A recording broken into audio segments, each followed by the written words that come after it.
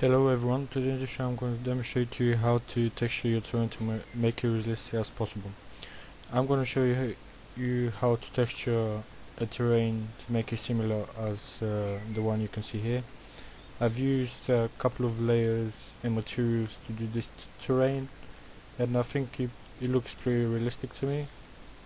And there might be other materials that I can use to add more to make it even realistic.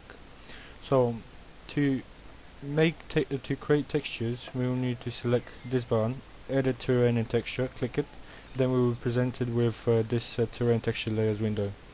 To add the layer, here you can see all my layers that I have used for terrain texturing. To add the layer, we will need to click add layer here, and then scroll down because it will be at the bottom. We have a new layer created. Firstly, we will need to make sure that we click this button, change layer texture, and look for the gray.dds file, which is this one. Press open. This will allow the texture to be realistic and not have squares inside it. We can name that layer by double clicking here, deleting that, and naming it whatever you want. For this tutorial I'm going to name it pebbles, like that. And then to assign a material to that layer, we'll need to select this underline line, click it, and then we'll be presented with material editor window. This files here at the side are from other videos that I have done, if you've seen them. To assign a material to a layer, we need to open the terrain file folder, and then here we have various materials that we can assign for a layer. You can have grass, ground earth, mossy, leaves, mud. To preview the material, just scroll down under texture maps, and over diffuse just move the mouse and you can see a window will pop up previewing the material. Pebbles, like that, wet pebbles, like that. So I'm gonna select pebbles, this pebbles one. Once you selected the material, move this window, and then on where it says assign material, just click it in order to assign that material to that layer, and you can see the pebbles material has been assigned there, like that.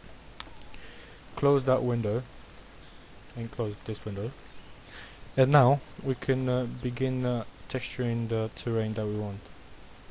Like if we go here where is brand new, we need to, from the rollout bar, we need to select the terrain option, which is this one, and then under layer painter we need to select it.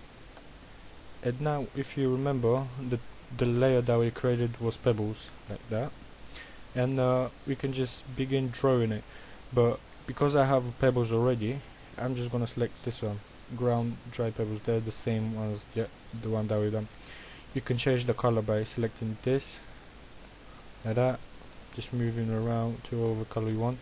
Press OK when you select the color, and then press apply to enable the game engine to save that color if you want to use the texture later on.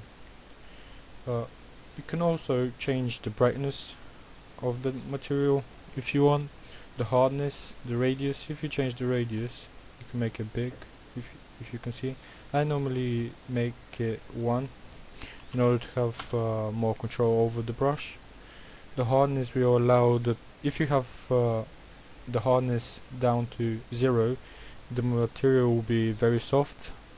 If you have it up to 1, the maximum, the texture will be very hard. I like having it at 1. So to begin texturing the terrain, just once you finish with the options, also you can here you can change the altitude of the brush. For example, if you have a terrain that is like this one, let me just change the rocks. If you can see, I've used texture to paint this terrain here. Like, I used rocks, and you can see my altitude is 22 degrees. So if I paint grass here, like that for now, depends on top of everything. But if I select rocks and my altitude is 22 degrees and increase this, you only paint on that angle, as you can see. And this is very good because it saves time and creates and paints the terrain you want to see. I can't paint here because that's not that's below or over 22 degrees, like that. Also here I can't. So if you want, you can change that if you like. So let's go back to area, like that. Change the radius to 1, and now you can use your mouse just to draw things if you want, like that. And that's how you texture. I'm gonna show you a way of the way that I like to texture my areas, like this one for instance, and even and even here you can see my terrain. Also, if I take everything off, you can see textures are very different, like that. This is very good. So firstly, I would like to texture my terrain with grass, as you can see grass here, and then use the soil material to go over the top of our grass, like that. And then using pebbles, I would like to place them around here, like that.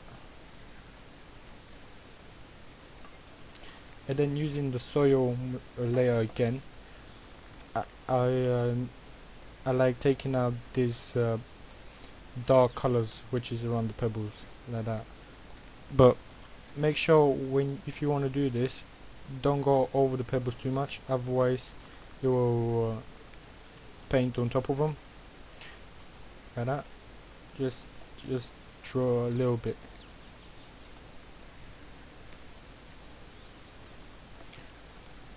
This creates a more realistic feel to the terrain. It adds realism, like that. It makes it brighter.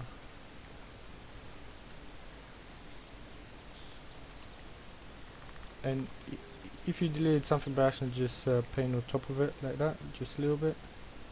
Don't hold the mouse too much.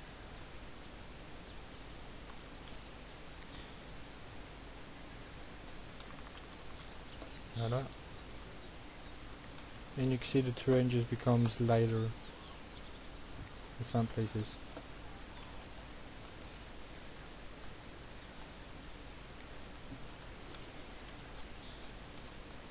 Oops. Okay, let me just do that again because something went wrong. Like that. Use this. Makes it lighter.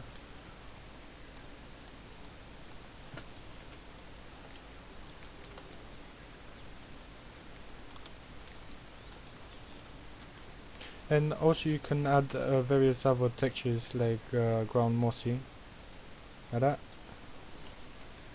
around it to make it more realistic. Also you can join them together like that, but this becomes too much in this section. So if I just leave it like that, you can see it's the terrain is much more clearly, and it's more realistic. It feels more realistic. And oops. You can begin adding rocks and trees and other stuff to make it realistic, even more realistic, such as this area here. I have added rocks, trees, and vegetation. I use vegetation to do that. Watch my next tutorial on vegetation, on how to use that too. Thanks for watching, and see you next time.